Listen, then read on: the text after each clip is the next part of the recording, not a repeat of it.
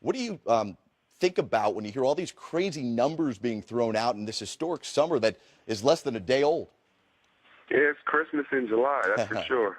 It's been an unbelievable, summer so far, and I think, it's still happening and it's still to come, obviously, with the Durant move and the Dwight Howard move and some of the big fish like that. But it's been incredible just to kind of be a part of and kind of sit back and watch a little bit.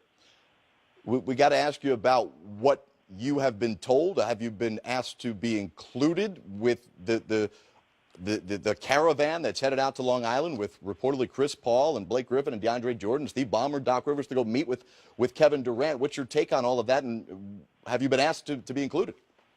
No, I think it'll be exciting. Me being a free agent, obviously, not having anything set in stone either way, I don't think it'd be appropriate for me to be out there this year.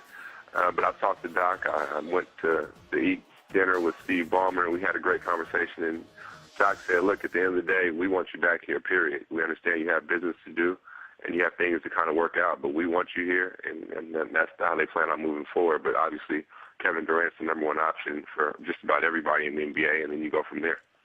Well, Jamal, tell us what type of situation you are looking for. If maybe it's not the Clippers and maybe they land Durant or whatever it may be, what are you looking for on paper from your next team?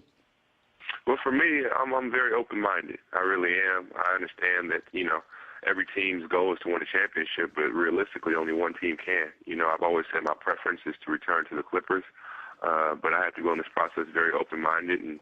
And with that, I think there's small wins in situations. When I say that, I mean sometimes you can have, great veterans around young guys and kind of show them a way. And maybe you guys aren't necessarily a contending team, but going from not making the playoffs to making the playoffs is a step in the right direction, building the culture and building the franchise. So I think, I'm very open-minded in this process and just play it by ear and go from there. This is Brendan Hayward here.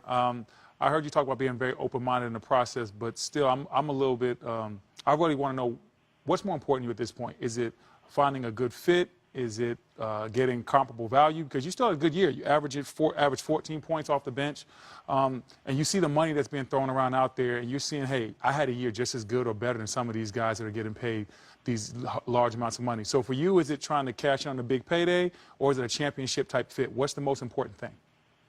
Well, I think they all, are a priority. I think if you had a pie and they all, obviously championship's always the main thing, but I think, showing your worth and your value as far as financially and in the fit, how a team sees you, what kind of role you would have on the team as far as not just on the court but off the court. If you can be a leader in the locker room and help guys be professional and help them, have better careers because of their taking care of their stuff off the court, I think all those things play a part, But like you said, obviously being here and still being at a high level, you want to take part in what's going on out there. And I have no doubt that, things will work out in the end. I'm just being patient and just playing it by ear.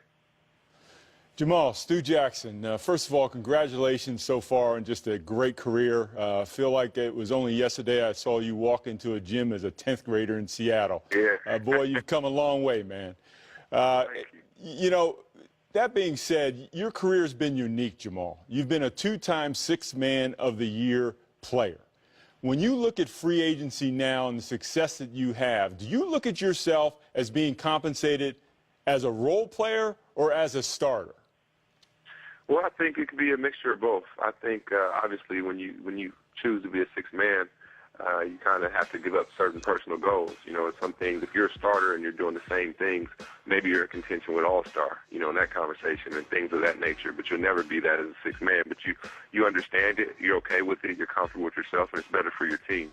So I think for me, I'm kind of in between because I'm a star in my role. I feel like I'm the best non-starter in the game, to be honest with you, and I think I can help any team, not just on the court but off the court, and I understand I have, a lot of miles, but I feel really, really good, and if you didn't, know my age, if you just saw me play, you wouldn't be like, oh, he's been in the league 16 years, so I think age is only a factor when it shows, and I feel great, and I feel like these next 4 years I'll definitely be at this level as well.